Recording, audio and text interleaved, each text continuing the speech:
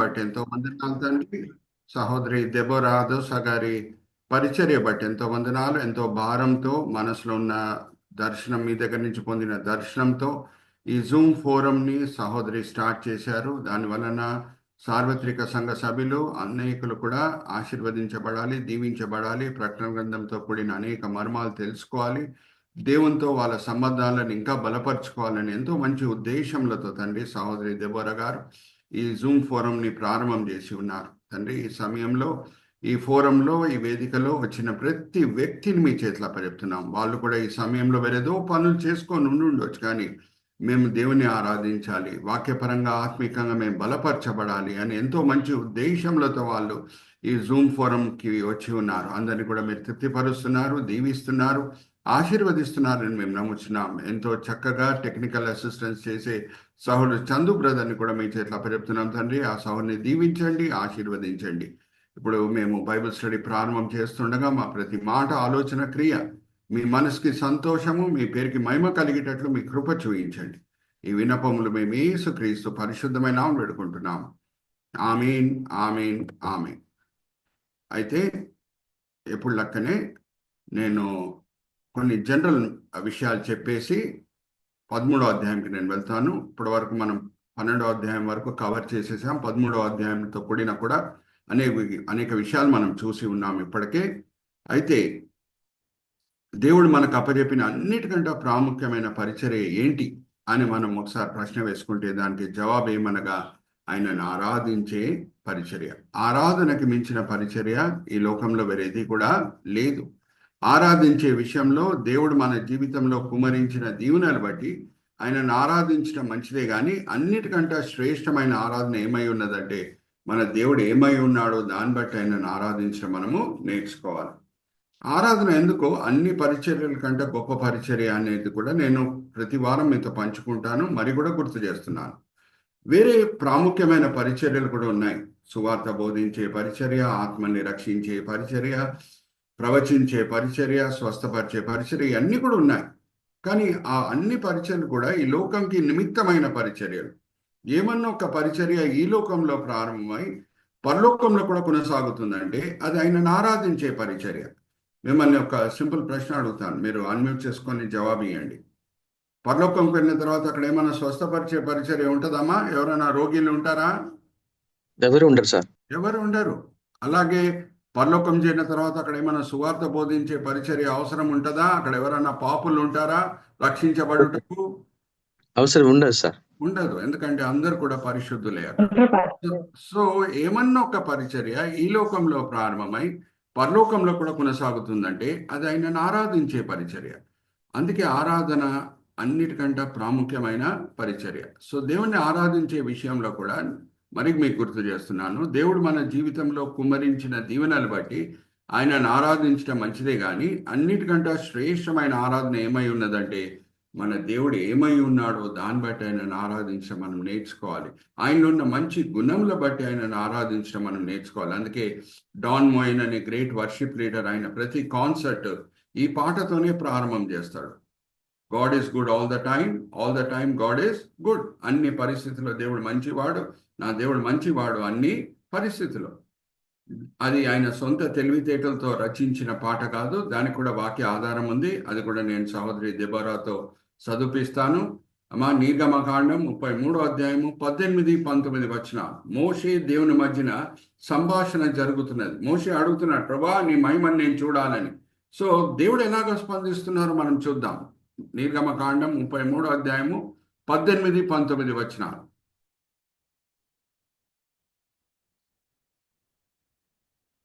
Deborah sister.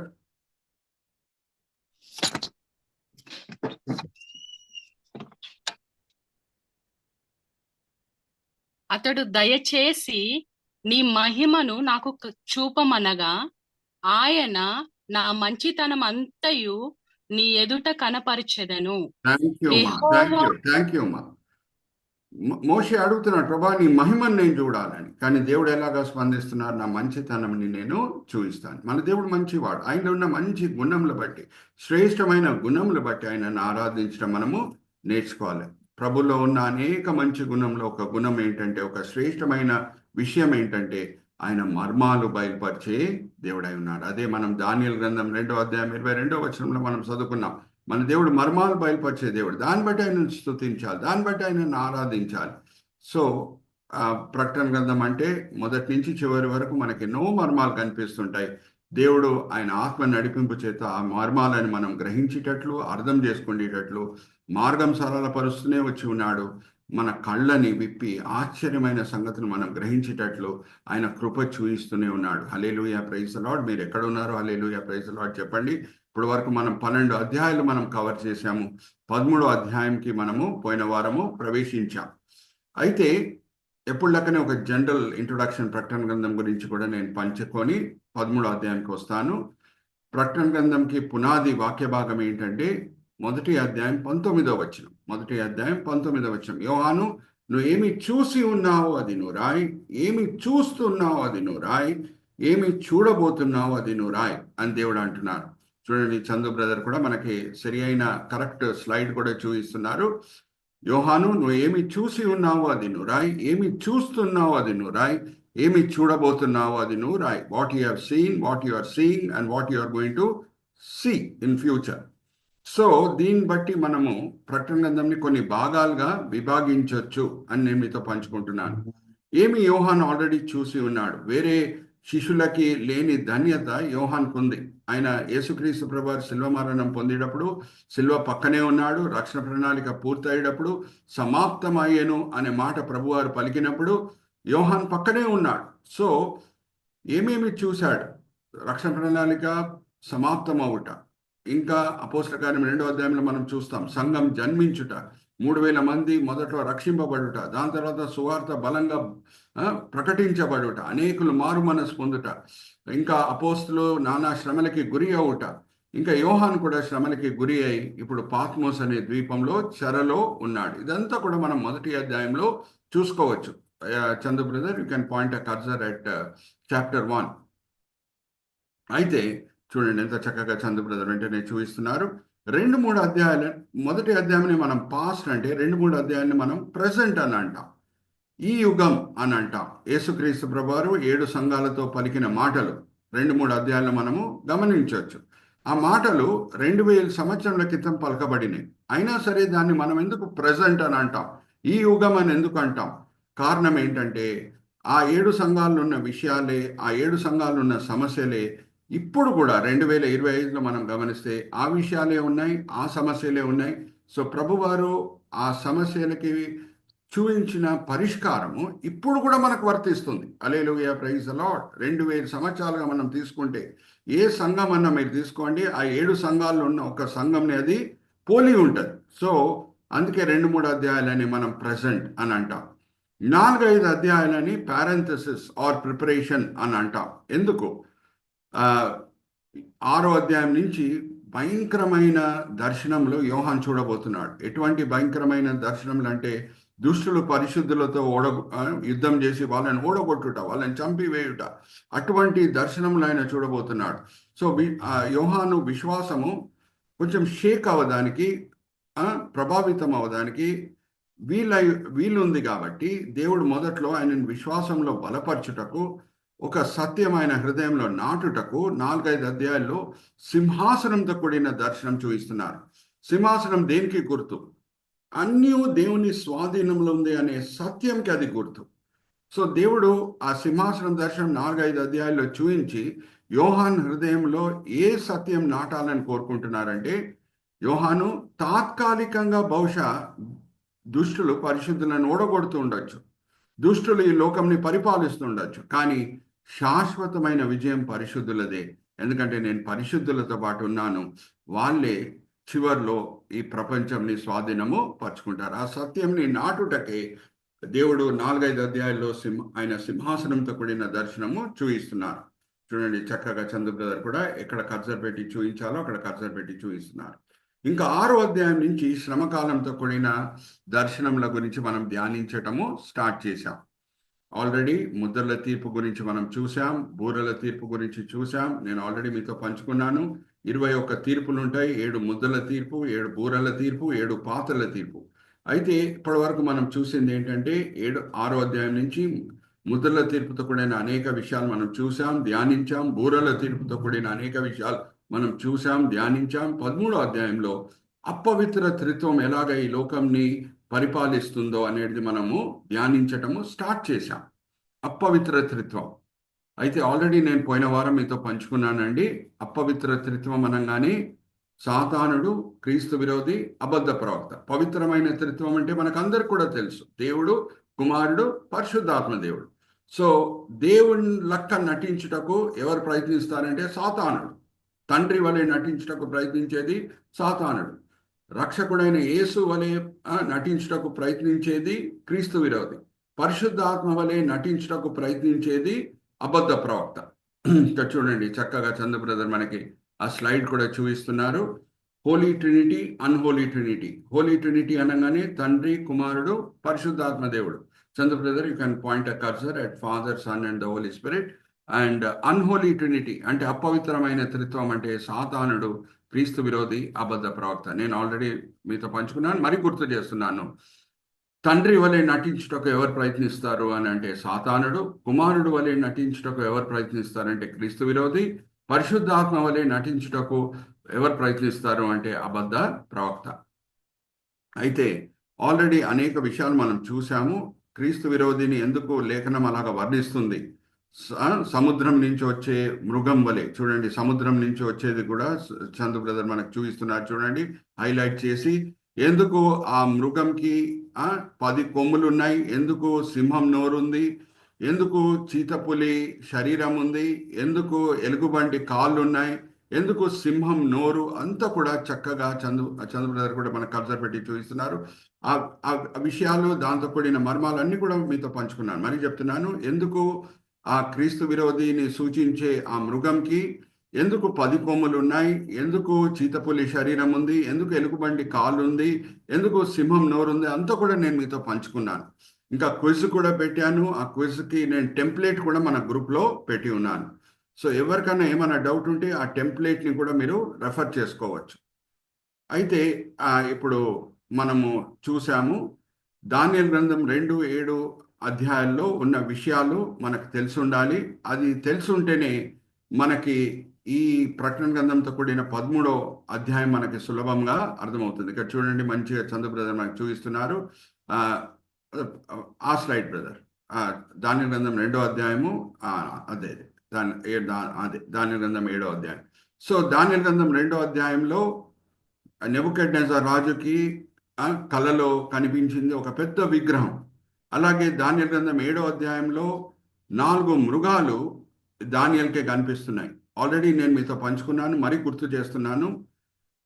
నెబుకద్నెజర్కి కనిపించిన ఆ విగ్రహం అన్నా, ఆర్ అలాగే దానియేలుకి కనిపించిన 4 మృగాలన్నా, దాంతో కూడిన అర్థం ఒకటే. బంగారు శిరస్సు, ఆ పెద్ద ఎత్తైన విగ్రహంలో ఆ బంగారు శిరస్సు దేన్ని సూచిస్తుంది అని అంటే బాబిలోన్ రాజ్యం. అలాగే దానియేలు గ్రంథం 7వ అధ్యాయంలో దానియేలు చూసిన దర్శనంలో ఆ సింహం దేన్ని సూచిస్తుంది అని అంటే బాబిలోన్ రాజ్యం. మరి 2వ అధ్యాయములో దానియేలు గ్రంథంలో నెబుకద్నెజర్ చూసిన ఆ ఎత్తైన ఆ విగ్రహంలో ఉన్న ఆ వెండి రొమ్ముని సూచించేది మాదీయ పార్షికుల రాజ్యం. అలాగే దానియేలు గ్రంథం 7వ అధ్యాయంలో ఆ ఎలుగుబండిని సూచించేది మాదీయ పార్షికుల రాజ్యం. మరి ఇత్తడి తొడ, అది గ్రీక్ రాజ్యంని సూచిస్తుంది. అలాగే దానియేలు గ్రంథం 7వ అధ్యాయంలో ఆ చీతపులి, 4 తలల చీతపులి, అది గ్రీక్ రాజ్యంని సూచిస్తుంది. మరి ఇనుపు కాలు చూడండి, అది రోమా రాజ్యంని సూచిస్తుంది. ఇదంతా కూడా ఇంకా దానియేలు బతుకుండే సమయంలో ఇవన్నీ కూడా రాలేదు, కానీ దేవుడు ముందే చూపిస్తున్నారు ఇదంతా కూడా రాబోతుందని.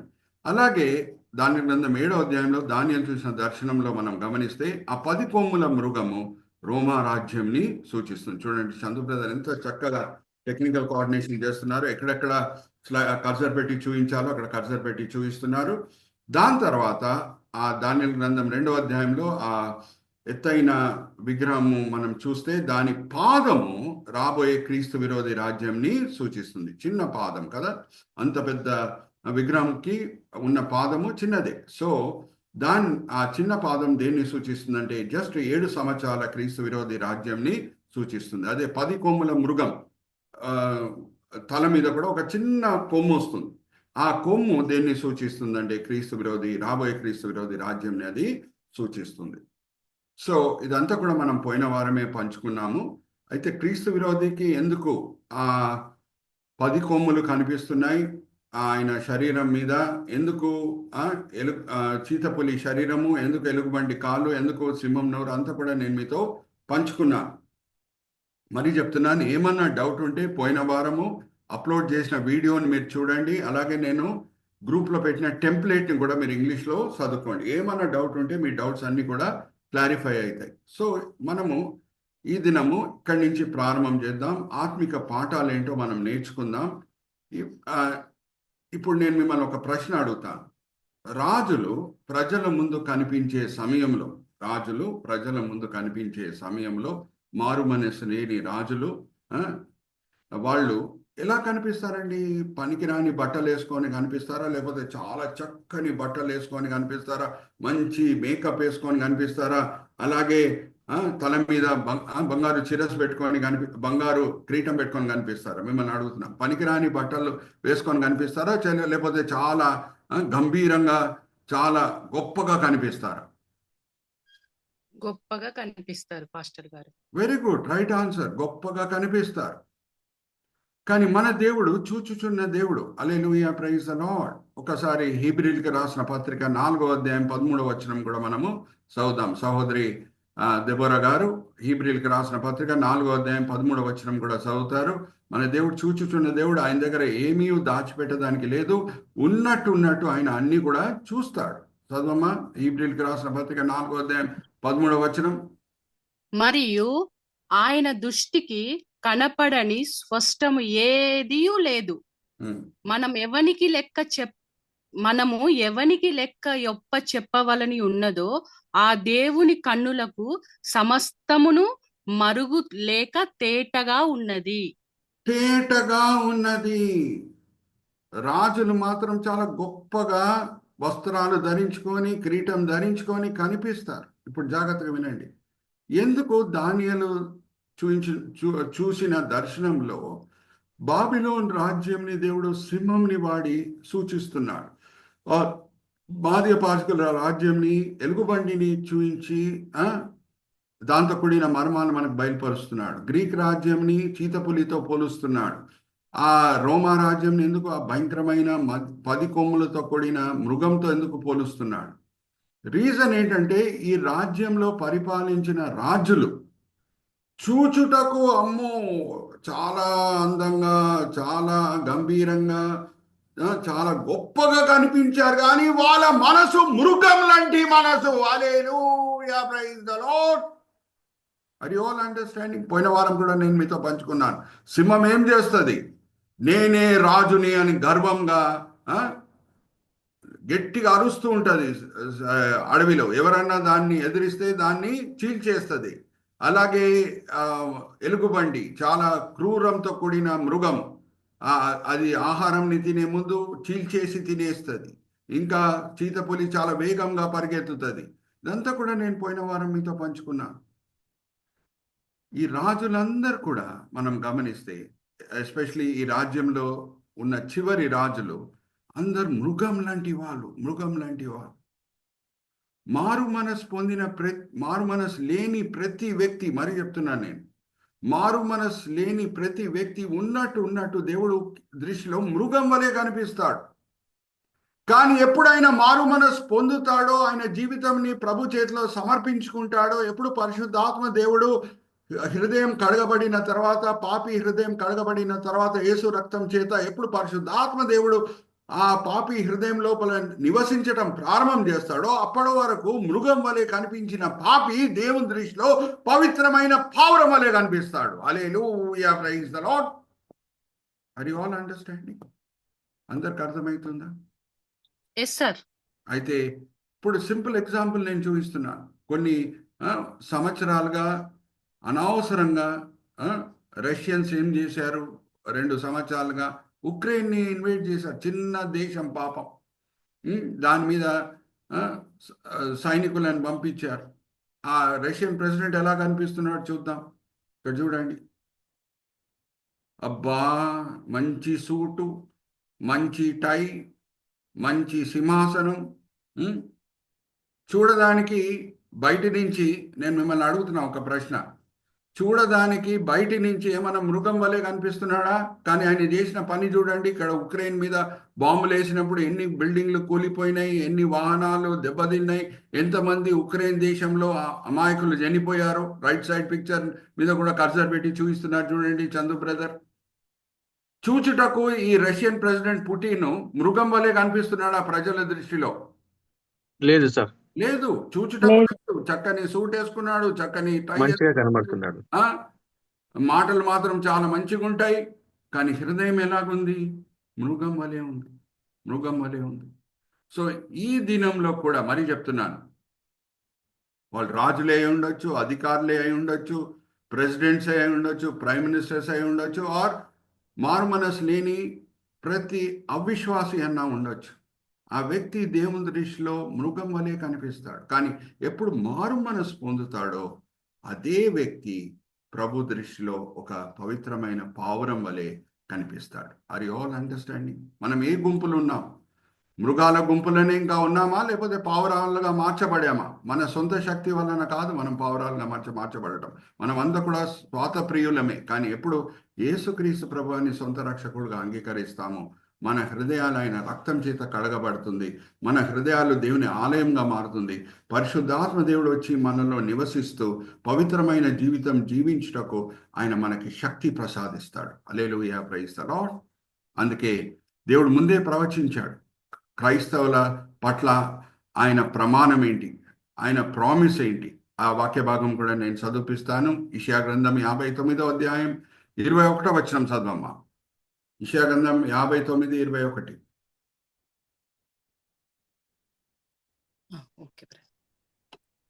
నేను వారితో చేయు నిబంధన ఇది, ఈదనున్న నా ఆత్మయు నేను నీ నోట నుంచిన మాటలను నీ నోట నుండి, నీ పిల్లల నోట నుండి, నీ పిల్లల పిల్లల నోట నుండి ఈ కాలము మొదలుకొని ఎల్లప్పుడూ తొలగిపోవు అని యెహోవా సెలవిచ్చుచున్నాడు. థ్యాంక్ యూ మా.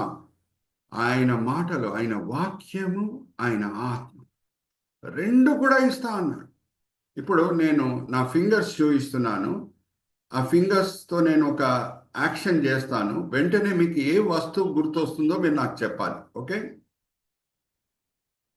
ఏ వస్తువు గుర్తొచ్చింది? కత్తెర. కత్తెర. Very good. సిజర్స్. ఇప్పుడు నేను మిమ్మల్ని ఒక ప్రశ్న అడుగుతానండి. ఒక బ్లేడ్తో నడుస్తుందా కత్తెర? ఒక బ్లేడ్తో పనిచేయడానికి వీలుందా, లేకపోతే 2 బ్లేడ్స్ అవసరమా? 2 బ్లేడ్స్ అవసరం. అలాగే ప్రతి క్రైస్తవునికి దేవుని వాక్యము, దేవుని ఆత్మ అవసరం. దేవుని వాక్యము ఈ దారిలో నడుచుకోండి అని మనకి దారి చూపిస్తుంది. ఆ దారిలో నడుచుకున్నటకు శక్తి ప్రసాదించేది పరిశుద్ధాత్మ దేవుడు. హల్లెలూయా, ప్రైజ్ ది లార్డ్. ఇప్పుడు మరి మిమ్మల్ని సూటిగా ఒక ప్రశ్న అడుగుతాను. అన్మ్యూట్ చేసుకొని జవాబు ఇవ్వండి. వాక్యం చెప్తుంది మీ శత్రువులను కూడా మీరు ప్రేమించాలి అని. మన సొంత శక్తి వల్ల వీలవుతుందా అండి మన శత్రువులను ప్రేమించుటకు? కాదు సార్, కాదు. అయితే ఎవరు శక్తి ఇస్తున్నారు? పరిశుద్ధాత్మ దేవుడు. మన హృదయంలో ఏ కపటం ఉన్నా సరే, ఏ వైరం ఉన్నా సరే, ఏ చేదున్నా సరే దాన్ని తీసివేసేస్తాడు పరిశుద్ధాత్మ దేవుడు. అందుకు మన శత్రువులను కూడా మనము ప్రేమించగలుగుతున్నాం. Are you all with me? కానీ పరిశుద్ధాత్మ దేవుని సన్నిధి లేకుండా ఉంటే, మనం మారు మనసు పొందకుండా ఉంటే, రక్షణ పొందకుండా ఉంటే ఎలాగుంటాం? దేవుని దృష్టిలో మృగం వలె కనిపిస్తాం. Are you all understanding? So ఈ సత్యం మనం గ్రహించాలి. 13వ అధ్యాయంతో కూడిన ఒక మర్మం మనం గ్రహించాలి. దాన్ని బట్టి కూడా కృతజ్ఞతాస్తుతులు దేవునికి చెల్లించాలి. మరి ఇదే చరిత్రతో కూడిన మాటలు, మాదీయపార్షికుల రాజ్యము, అలాగే దాని తర్వాత వచ్చిన గ్రీక్ రాజ్యంతో కూడిన ఇంకొక దర్శనం కూడా దానియేలు చూశాడు. అదేంటో మనం చూద్దాం. Let's go to slide number 148 Chandu brother. దానియేలు గ్రంథం 8వ అధ్యాయంలో మాదీయపార్షికుల రాజ్యంని సూచించుటకు దేవుడు ఒక పొట్టేలును వాడుతున్నాడు. ఇక్కడ చూడండి, పొట్టేలు. ఓకే, పొట్టేలు. ఆ పొట్టేలుకి 2 కొమ్ములు ఉన్నాయి. ఇక్కడ చూడండి, చందు బ్రదర్ కూడా మనకి కర్సర్ పెట్టి చూపిస్తున్నారు. ఆ, ఆ, ఆ, 2 కొమ్ములు ఉన్నాయి. ఒక కొమ్ము పెద్దగా ఉంది, ఒక కొమ్ము చిన్నగా ఉంది. ఒక కొమ్ము పెద్దగా ఉంది, ఒక కొమ్ము చిన్నగా ఉంది. కారణం ఏంటి? దాని వలన మనం నేర్చుకునే మర్మం ఏంటి? మాదీయ పార్శికుల రాజ్యములో మాదీయులు ఉన్నారు, పార్శికులు కూడా ఉన్నారు. ఒకే ప్రాంతంకి చెందిన వాళ్ళే, ఒకే భాష మాట్లాడేటోళ్ళే. కానీ మాదీయులు వేరు, పార్శికులు వేరు, కానీ కలిసి పరిపాలిస్తున్నారు. సో ఈ పరిపాలనలో ఎక్కువ మంది పార్శికులే. రాజులు 10 రాజులు మాదీయ పార్శికుల రాజ్యంలో మనం కనిపిస్తే 8 మంది లోకంని పరిపాలించిన వాళ్ళు పార్సీలు, 2 రాజులు మాదీయులు. అందుకే ఈ పొట్టేళ్ళకి మనం గమనిస్తే 2 కొమ్ములు ఉన్నాయి, ఒక కొమ్ము పెద్దగా ఉంది, ఒక కొమ్ము చిన్నగా ఉంది. దాని తర్వాత 8వ అధ్యాయంలో మనం గమనిస్తే వేగంగా ఈ పొట్టేలు వైపు పరిగెత్తి వచ్చే ఒక మేక కనిపిస్తుంది యోహానికి, దానియేలుకి. సో ఆ మేక వచ్చి ఆ పొట్టేల్ని అటాక్ చేసి దాన్ని కంప్లీట్గా నాశనము చేస్తున్నది. ఆ పొట్టేలు ఎది కాదు, గ్రీక్ రాజ్యం. ఆ పొట్టేలు ఎది కాదు, గ్రీక్ రాజ్యం. దాని తర్వాత ఆ పొట్టేలుకి 4 కొమ్ములు వస్తున్నాయి. చూడండి, 4 కొమ్ములు. ఎంత చక్కగా చందు బ్రదర్ వెంటనే కల్చర్ పెట్టి చూపిస్తున్నారు. చూడండి, అంటే ఏమైంది అంటే, ఎందుకు ఇప్పుడు ఆ పొట్టేలుకి మొదటి కొమ్ము ఒకటే కొమ్ము, దాని తర్వాత ఎందుకు 4 కొమ్ములు వచ్చినాయి అంటే, అలెగ్జాండర్ ద గ్రేట్ గ్రీక్ రాజు మాదీయ పార్శికుల రాజ్యంని ఓడగొట్టి యుద్ధంలో ఆయన లోకంని స్వాధీనపరుచుకున్న తర్వాత, భూమికి రాజు అయిపోయిన తర్వాత, కొన్ని సంవత్సరాల తర్వాత ఆయన చనిపోయిన తర్వాత గ్రీక్ రాజ్యము 4 భాగాలుగా విభాగించబడింది. అలెగ్జాండర్ ద గ్రేట్ కింద పనిచేసే 4 సేనాధిపతులు, వాళ్ళు ఆ 4 భాగంలని పరిపాలించడం స్టార్ట్ చేశారు. వాళ్ళ పేర్లు కూడా కింద ఉన్నాయి, చూడండి. చందు బ్రదర్ కల్చర్ పెట్టి చూపిస్తారు. క్యాసెండర్ ఒక ఆయన, ఇంకో ఆయన పేరు టాలమీ, 3వ వ్యక్తి యాంటిగోనస్, 4వ వ్యక్తి సెలిక్వస్. క్యాసెండర్, టాలమీ, యాంటిగోనస్ అండ్ సెలిక్వస్. వాళ్ళ మధ్యన ఆ విశాలమైన గ్రీక్ రాజ్యము విభాగించబడింది. అందుకే ఆ ఒక్క కొమ్మున్న ఆ మేకకి 4 కొమ్ముల తర్వాత కనిపిస్తున్నాయి. So you can show all of us, Chandu brother. ఈ సమయంలో దానియేలు ఇదంతా కూడా దేవుని దగ్గర పొంది రాసే సమయంలో మిమ్మల్ని ఒక ప్రశ్న అడుగుతున్నాను. ఆయన ఇంకా మాదీయ పార్శికుల రాజ్యం సమయంలోనే ఉన్నాడు, ఇంకా బాబిలోన్ రాజ్యం సమయంలోనే ఉన్నాడు. 7వ అధ్యాయంలో 8వ అధ్యాయంలో ఆయన చూసిన దర్శనములు చూసినప్పుడు ఇంకా బాబిలోన్ రాజ్యం ఈ లోకంని పరిపాలిస్తుంది. ఇంకా మాదీయ పార్శికుల రాజ్యం రాలేదు, గ్రీక్ రాజ్యం రాలేదు. ఉన్నట్టు ఆయన రాశాడు. అన్నీ కూడా జరిగినాయి. ఎలాగా ప్రవచనాలు దేవుడు దానియేలు చేత రాపించాడో అలాగే జరిగినాయి. హల్లెలూయా, ప్రైజ్ ద లార్డ్. సో ఇప్పుడు నేను మిమ్మల్ని అడిగే ప్రశ్న ఏంటంటే, ఏ ప్రవచనాలు ఇంకా లేఖనంలో నెరవేర్చబడలేదో, ఉదాహరణకి యేసుక్రీస్తు ప్రభువారు 2వ రాకడతో కూడిన ప్రవచనాలు, ఏ ప్రవచనాలు ఇంకా నెరవేర్చబడలేదో ఆ ప్రవచనాలు నెరవేర్చబడకుండా ఉంటాయా? Give me yes or no? No, నెరవేర్చబడతాయి. ఇప్పుడు వరకు దేవుడు మాట నిలబెట్టుకుండే దేవుడు. ఏమేం జరుగుతుందని ముందే చెప్పాడో దానియేలు ద్వారా. అప్పటికి దానియేలు సమయంలో, ఆయన దర్శనం చూసిన సమయంలో ఇంకా బాబిలోన్ రాజ్యమే ఉంది, ఇంకా మాదీయ పార్శికుల రాజ్యం కూడా ఇంకా రాలేదు. అన్నీ ఆయన దేవుడు చెప్పినట్టు జరిగినాయి. హల్లెలూయా, ప్రైజ్ ద లార్డ్.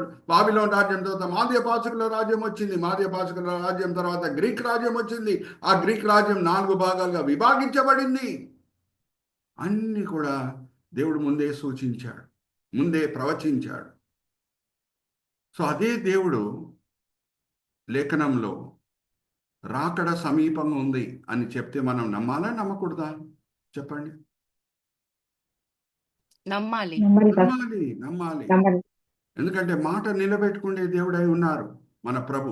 24వ అధ్యాయం 35వ వచనం మత్తయి సువార్తలో మనం చదివితే, భూమి ఆకాశం తొలగిపోను కానీ నా మాటలు తొలగిపో. Are you all understanding? So మన సిద్ధపాటు ఎలాగుంది?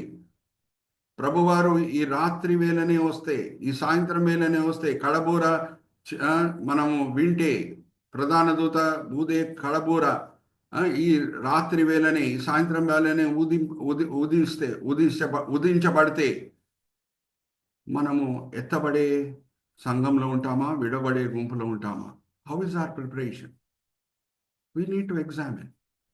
అందుకే కదా ప్రకటన గ్రంథం దేవుడు ఇచ్చాడు మనల్ని హుషారుగా ఉంచుటకు, to be alert and to alert others. ఇవన్నీ కూడా నెరవేర్చబడినాయి. అందుకే ఒక భక్తుడు చాలా చక్కగా అన్నాడు, prophecy is nothing but history return in advance అని అన్నాడు. హిస్టరీ ఎప్పుడు రాయబడుతుందమ్మా? చరిత్ర ఎప్పుడు రాయబడుతుంది?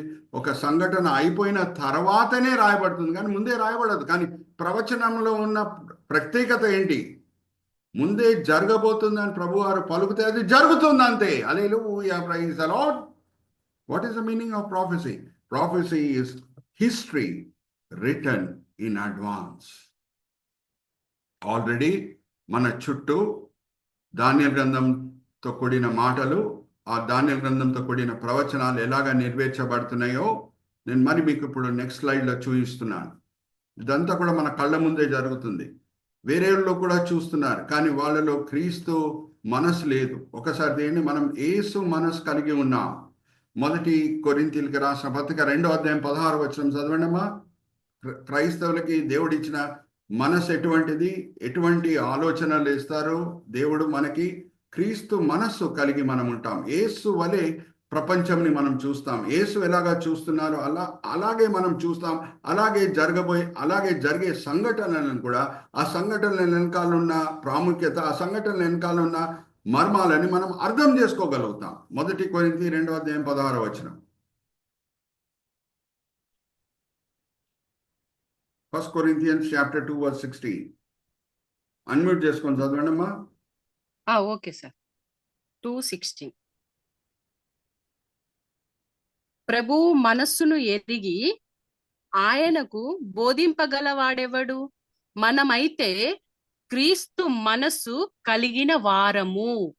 క్రీస్తు మనసు కలిగిన వారము. సో ఏమన్నా మన చుట్టూ జరిగితే ఏమన్నా అంతరాష్ట్రీయ యుగంలో, అంతరాష్ట్రీయ అరేనాలో, ఇంటర్నేషనల్ అరేనాలో ఏమన్నా జరిగితే దాని వెనకాల ఉన్న మర్మం మనం అర్థం చేసుకుంటాము. అవిశ్వాసులకు అది అర్థం కాదు, వాళ్ళకి అది వెర్రితనంగా అనిపిస్తుంటుంది. ఒకసారి చదవమ్మా, అదే 1 కొరింథీయులకు రాసిన పత్రిక, అదే 2వ అధ్యాయము 13, 14 కూడా చదవండి. అవిశ్వాసులకి ఇది అర్థం కాదు. ఇప్పుడు ఒక విషయం చూపించబోతున్నాను.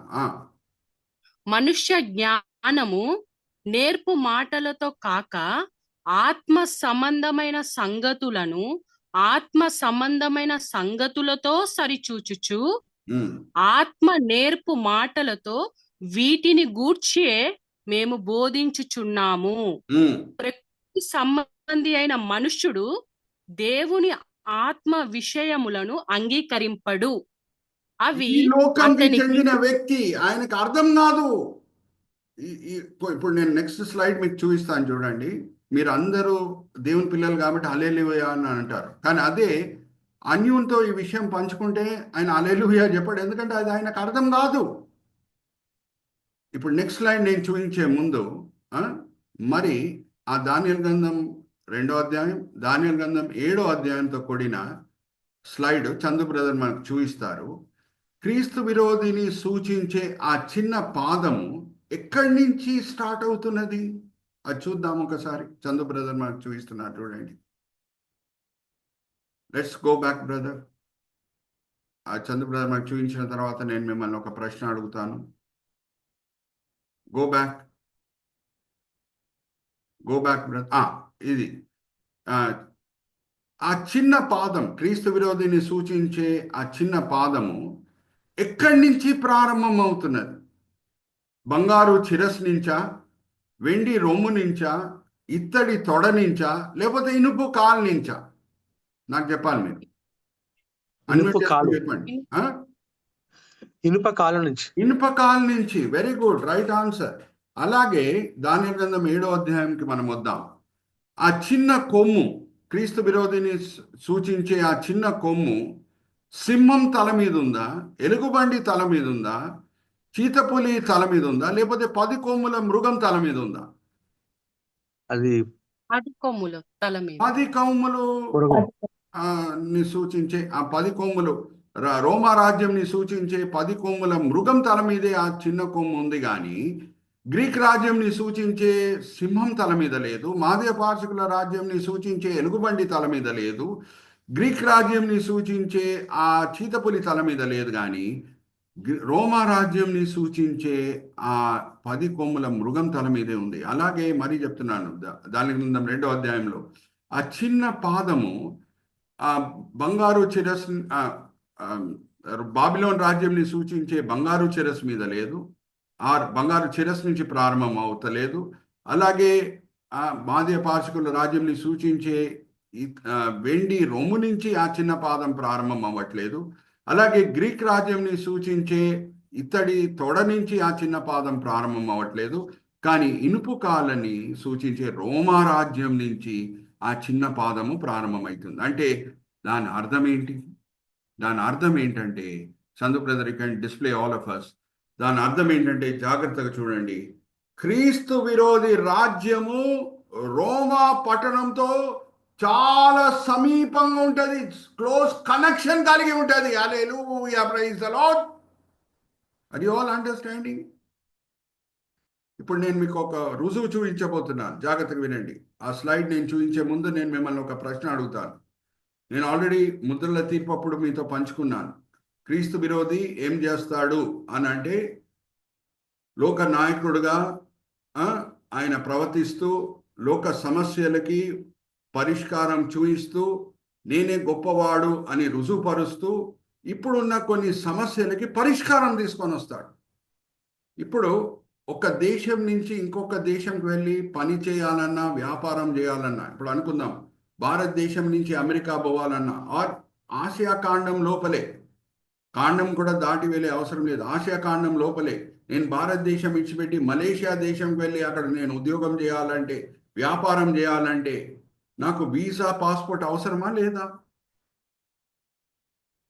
చెప్పండి. కావాలి సార్. కావాలి.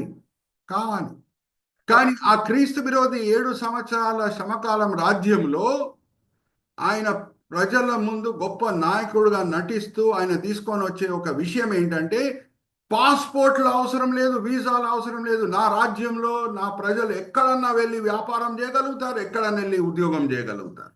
దాన్ని బట్టి అందరు తప్పట్లు కొడతారు ఆయనను చూసి. ఇప్పుడు మరి ఇంకొక ప్రశ్న అడుగుతున్నాను.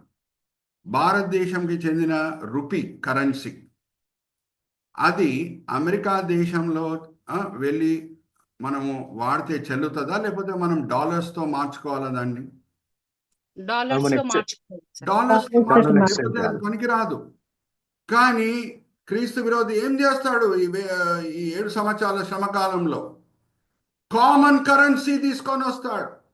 నా రాజ్యంలో నా ప్రజలు ఎక్కడన్నా వెళ్ళి ఉద్యోగం చేసుకోవచ్చు, ఎక్కడన్నా వెళ్ళి వ్యాపారం చేసుకోవచ్చే కాదు, ఒక్క కరెన్సీని ప్రపంచంలో ఎక్కడైనా వాడచ్చు. నేను ఇటువంటి మంచి స్కీమ్స్ తీసుకొని వచ్చాను, నేనే గొప్పవాడిని అని ఆయన క్రియల చొప్పున రుజువుపరుచుకుంటాడు. అందరు కూడా తప్పట్టు కొడతాడు, ప్రజలందరూ కూడా తప్పట్టు కొడతారు. ఆయనని నాయకుడిగా అందరు కూడా అంగీకరిస్తారు. ఇటువంటి మంచి స్కీమ్స్ తీసుకొని వస్తే ప్రజలకి నచ్చుతుందా, నచ్చదా? మీరే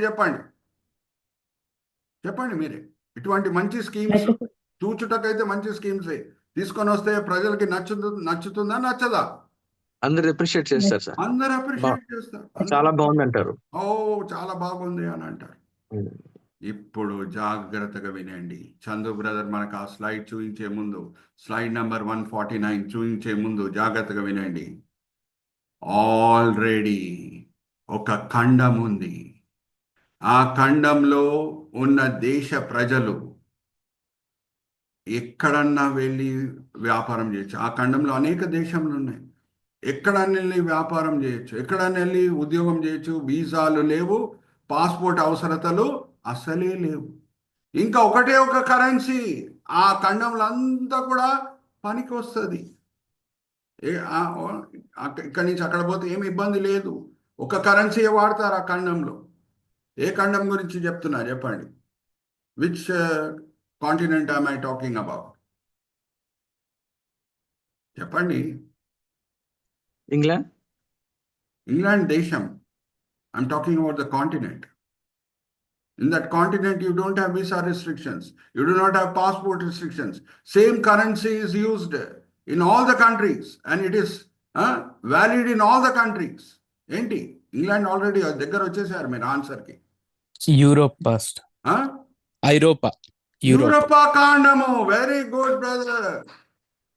రైట్ ఆన్సర్. రాజ్ కుమార్ గారు ఆన్సర్ ఇచ్చారు. యూరోపా ఖండంలో ఒక దేశం నుంచి ఇంకొక దేశం వెళ్ళి వ్యాపారం చేయాలంటే, ఉద్యోగం చేయాలంటే వీసా రెస్ట్రిక్షన్స్ లేవు, పాస్పోర్ట్ రెస్ట్రిక్షన్స్ లేవు. సేమ్ యూరో కరెన్సీ ఎక్కడ వెళ్ళినా సరే పనికొస్తుంది. ఒకటే కరెన్సీ నడుస్తుంది. అయితే ఎప్పుడు యూరోపా ఖండంని ఒక చిన్న దేశంగా అక్కడ ఉన్న దేశ నాయకులు మార్చుకున్నారు. ఎక్కడ జరిగింది ఆ మీటింగ్? ఎప్పుడు జరిగింది ఆ మీటింగ్? దాంతో కూడిన బ్లాక్ అండ్ వైట్ పిక్చర్ మనం చూద్దాం. చందు బ్రదర్ మనకు చూపిస్తున్నారు చూడండి. దాంతో కూడా చూడండి. Treaties of Rome March 1957. ఆ టైంలో ఇంకా కలర్ పిక్చర్స్ రాలేదు కాబట్టి, కలర్ ఫొటోస్ ఇంకా రాలేదు కాబట్టి మనకు బ్లాక్ అండ్ వైట్ పిక్చరే కనిపిస్తుంది. యూరోపా ఖండంకి చెందిన అందరు నాయకులు, ఒక్కొక్క దేశంకి చెందిన నాయకులు అందరు కూడా కూడి మార్చ్ 1957లో ఒక ఒప్పందం చేశారు. ఏమనంటే మన ఖండము ఒక దేశంగా మారిపోవాలి. మన ఖండంలో ఉన్న ప్రజలు, మన దేశానికి చెందిన ప్రజలు ఎవరు యూరోపా ఖండంలో ఉన్నారో వాళ్ళు ఎక్కడన్నా వెళ్ళి ఉద్యోగం చేసుకోవచ్చు, ఎక్కడన్నా వెళ్ళి వ్యాపారం చేసుకోవచ్చు. పాస్పోర్ట్ రిస్ట్రిక్షన్స్ ఉండకూడదు, వీసా రిస్ట్రిక్షన్స్ ఉండకూడదు, ఒకటే కరెన్సీ చెల్లాలి అని నిర్ణయించుకున్నారు మార్చ్ 1957లో. అయితే మనకు ఆశ్చర్యం దేని వలన పుడుతుంది? ఆశ్చర్యం దేని వలన పుడుతుంది అని అంటే, ఇప్పుడు నేను మిమ్మల్ని ఒక ప్రశ్న అడుగుతాను. ఓకే, హెడ్డింగ్ కూడా చూడండి. దాని తర్వాత ఇప్పుడు చందు బ్రదర్ మనకు అందరిని కూడా చూపిస్తారు, అందరిని కూడా డిస్ప్లే చేస్తారు. నేను అడిగే ప్రశ్న ఏంటంటే, యూరోపా ఖండంలో ప్రాముఖ్యమైన పట్టణాలు ఏంటి చెప్పండి. ఇంగ్లాండ్ క్యాపిటల్ ఏంటి? London. Very good. France capital చెప్పండి. Paris. Very good. Germany capital Berlin. Sweden capital Stockholm. Denmark capital Copenhagen. ఇవన్నీ కూడా ముఖ్యమైన పట్టణాలే కదా, అవునా కాదా? ఇవన్నీ కూడా ముఖ్యమైన పట్టణాలే. కానీ లేఖనంలో ఉన్న ప్రవచనాలు నెరవేర్చబడాలి అని ఆ మీటింగ్ ఎక్కడ జరిగిందంటే లండన్లో జరగలేదు, ప్యారిస్లో జరగలేదు, వేరే ప్రాముఖ్యమైన పట్టణాల్లో జరగలేదు, రోమా పట్టణంలో జరిగింది. హల్లెలూయా, ప్రైజ్ ద లార్డ్. హల్లెలూయా. అరే మన కళ్ళ ముందు ఇవన్నీ కూడా కనిపిస్తున్నాయి. చూడండి చందు బ్రదర్ వెంటనే ఎంత చక్కగా హైలైట్ చేస్తూ కర్సర్ పెట్టి చూపిస్తున్నారు. Chandu brother, you can display all of us now. ఒక్కసారి ఆలోచించండి. ఎక్కడన్నా జరగవచ్చు కదా, ఈ మీటింగ్ ఎక్కడన్నా జరగవచ్చు కదా, ఈ నిర్ణయం ఎక్కడన్నా అక్కడ ఉన్న నాయకులు తీసుకోవచ్చు కదా. ఎందుకు రోమా పట్టణం? ఎందుకంటే యూరోపా ఖండము స్థాపించబడిందంటే అది రాబోయే వన్ వరల్డ్ గవర్నమెంట్కి, వన్ వరల్డ్ కరెన్సీకి సూచనగా ఉండాలి. క్రీస్తు విరోధి పొలిటికల్ క్యాపిటల్ రోమా పట్టణంలో ఉంటుంది. సో యూరోపా ఖండము ఫార్మేషన్ కూడా ప్రవచనాలు నెరవేర్చబడేటట్లు రోమా పట్టణంలోనే జరిగింది, కానీ వేరెక్కడ జరగలేదు. హల్లెలూయా, ప్రైజ్ ద లార్డ్. ఎక్కడున్నారో అక్కడ హల్లెలూయా, ప్రైజ్ ద లార్డ్ చెప్పండి. మాటలు నేను ఎందుకు చెప్తున్నాను, జాగ్రత్తగా వినండి. మనము దేవుని పిల్లలమై ఉన్నాం, యేసు మనసు కలిగి ఉన్నాం. జరిగే సంఘటనల వెనకాల ఉన్న కారణాలేంటి, మర్మాలేంటి, మనము యేసు మనసు కలిగి అర్థం చేసుకుంటున్నాం. కానీ ఎవరు ఇంకా మారు మనసు పొందలేదో, ఎవరు ఇంకా అవిశ్వాసులుగా ఉన్నారో వాళ్ళకి ఇదంతా కూడా అర్థమవుతుందా అండి? ఇప్పుడే మనం చదువుకున్నాం, 1 కొరింథీయులకు రాసిన పత్రిక 2వ అధ్యాయం 13వ వచనం నుంచి మనం చదువుకున్నాం. ఈ లోకం తో సంబంధం కలిగి ఉన్న వ్యక్తులకి ఇదంతా కూడా అర్థమవుతుందా? అర్థం కాదు. సో మనం ప్రేమపూర్వకంగా వాళ్ళని కూర్చోబెట్టి మన పక్కన బైబిల్ తీసుకొని చూడండి, ఇదంతా కూడా జరుగుతున్నాయి, మన కళ్ళ ముందు జరుగుతున్నాయి. అందుకే యేసుక్రీస్తు ప్రభువారు ఒక సందర్భంలో అంటారు, కన్నుళ్ళ వాళ్ళారా కన్నుని వాడండి, చెవు ఉన్న వాళ్ళారా చెవుని వాడండి. ఇదేదో ప్రపంచం కోనలో ఆర్టికాలో జరుగుతున్నదా? ఆర్టిక్ కాంటినెంట్లో జరుగుతుందా? అంటార్టికా కాంటినెంట్లో జరుగుతుందా? కోనలో ఎక్కడన్నా జరుగుతుందా? ఈ సంఘటనలన్నీ కూడా మన కళ్ళ ముందు, అందరి ముందు జరుగుతుంది, అవునా కాదా? అవునండి సార్. అవునండి. అందుకే రక్షణ ప్రణాళిక కూడా ప్రపంచంలో ఉన్న ఆ, మధ్యలో ఉన్న దేశం ఇజ్రాయెల్ దేశం మధ్యలో ఉన్న పట్టణం యెరూషలేంలో యేసుక్రీస్తు ప్రభు రక్షణ ప్రణాళిక పూర్తి అయ్యేటట్లు రక్షణ ప్రణాళికని పూర్తి చేసేటట్లు దేవుడు చేశాడు. ఎందుకంటే అందరు చూసినప్పుడు ఇంకా యేసుక్రీస్తు ప్రభు శిలువ మరణం పొందాడా అనే లేదా అనే విషయం బట్టి ఎవరికి సందేహం ఉండకూడదు. ఏదో కోణంలో జరగలేదు ఆ సంఘటన. Are you all understanding? దేవుడు అన్ని కూడా తేటగా చూపిస్తాడు. అందుకే పౌలు, నేను ఈ మాట చెప్పి ఈ రోజుకి సెషన్ ముగిస్తున్నాను. ఎందుకంటే దీనికంటే ఎక్కువ చెప్తే జీర్ణం చేసుకోవడానికి కెపాసిటీ కూడా మనకు ఉండాలి. ప్రకటన గ్రంథం అన్ని మర్మాలతో కూడిన విషయాలు. ఎక్కువ చెప్తే బహుశా మీరు జీర్ణం చేసుకోలేరు. అందుకే నేను ఇక్కడ ఆపుతున్నాను. కానీ ఈ ఒక్క విషయం మీ ముందు తీసుకొని వచ్చి ఆపుతాను. ఏమనంటే రక్షణ ప్రణాళిక అది ఎక్కడో ఒక కోణలో కూడా జరుగుండొచ్చు. కానీ కోణంలో జరిగితే అపోస్తులు అందరి ముందు నించొని, ఎస్పెషల్లీ యూదుల ముందు నించొని, అరే శిలువ మరణం పొందిన యేసు ఆయన పునరుద్ధానుడై సమాధి మీద విజయం పొంది బయటికి వచ్చాడు, అరే ఆయన శిలువ మరణం పొందాడు కదా, మీరు అందరు కూడా చూశారు కదా అని చెప్పుటకు వీలయ్యేదా? ఎక్కడో కోణంలో జరుగుంటే శిలువ మరణం అవ్వదు సార్. అవ్వదు. అందుకు దేవుడు ఏం చేశాడు? అందరూ అందరు చూసేటట్లు చేశాడు.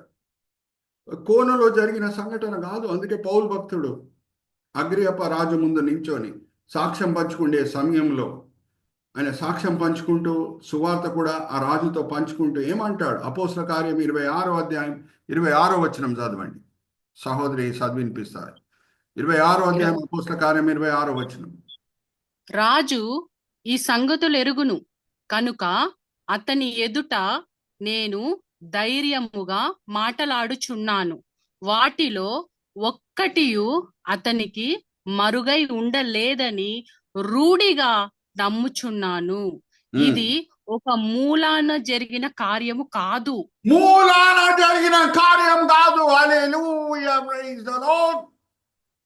అందరి ముందు పస్కా పండుగ దినంన దేవుని పస్కా గొర్రెపిల్ల ఆయన ప్రాణంని అప్పచెప్తున్నాడు. ఆయన బలిగా ఆయనని అర్పించుకుంటున్నాడు. మూలలో జరిగిన కార్యము కాదు.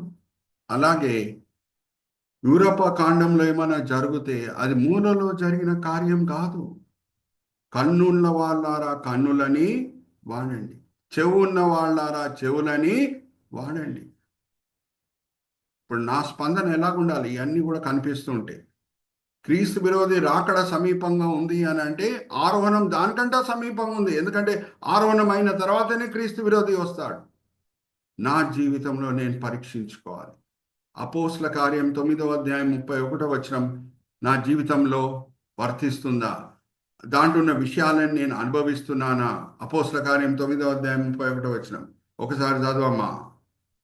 Okay sir. కావున యూదయ, గలిలయ, సమరయ దేశములంతటా సంఘము క్షేమాభివృద్ధి నొందుచు సమాధానము కలిగి ఉండవలెను. మరియు ప్రభువునందు భయమును పరిశుద్ధాత్మ ఆదరణయు కలిగి నడుచుకొనుచుచు విస్తరించుచుండెను. హల్లెలూయా, ప్రైజ్ ది లార్డ్. ఆది సంఘ సభ్యులు, ఆది సంఘ క్రైస్తవులు 2 విషయాలు మనకు కనిపిస్తున్నాయి. భయభక్తితో కూడిన జీవితం జీవిస్తున్నారు. పరిశుద్ధాత్మ ఆదరణని 24 గంటలు వాళ్ళు అనుభవిస్తున్నారు.